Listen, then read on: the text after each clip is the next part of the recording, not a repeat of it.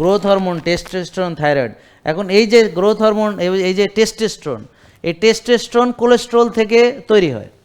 আর বেশিরভাগ হার্টের রুগীদেরকে পরামর্শ দেওয়া হয় ফ্যাট না খেতে। বলা হয় অয়েল ইজ অয়েল, কোনো অয়েল খাওয়া যাবে না। ডিমের কুসুম ফালায় দিয়ে ডিম খেতে হবে, ঘি খাওয়া যাবে না, চর্বি ফালায় দিয়ে গরুর মাংস খাইতে হবে, অথবা গরুই খাওয়া যাবে না, রেড মিট অ্যাভয়েড করতে হবে। এগুলো সব হচ্ছে মিথ্যা কথা, ডাহা মিথ্যা কথা। কারণ এই হার্টের মাসেলের জন্য দরকার হচ্ছে লিভোকার্নিটিন।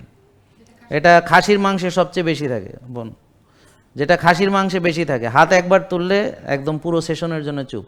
খাসির মাংসে বেশি থাকে, আমার কথা বুঝতে পারছেন? তারপর হচ্ছে গরুর মাংসে থাকে কোএনজাইম Q10, এটা হচ্ছে গরুর খাসিতে থাকে। মনে মনে বলেন, অসুবিধা নেই। গরু খাসিতে থাকে কোএনজাইম Q10, বুঝতে পারছেন? তো আমাদের এই যে খাসির মাংস গরুর মাংস খেতে নিষেধ করতেছে।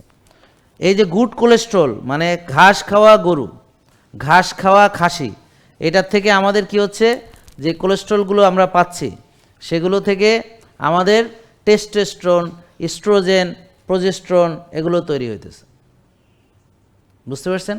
তা আমাদের ডাক্তাররা আমাদেরকে পরামর্শ দেয় যে কোলেস্ট্রল খাওয়া যাবে না, চর্বি খাওয়া যাবে না, রেড মিট খাওয়া যাবে না, গরু খাওয়া যাবে না, বুঝতে পারছেন? ডিম কুসুম ফেলায় দিয়ে খাইতে হবে, ঘি খাওয়া যাবে না, হ্যাঁ, তেল খাওয়া যাবে না, মানে অয়েল ফ্রি। মানে অনেকেই বলে অয়েল ইজ অয়েল, সব তেল খারাপ।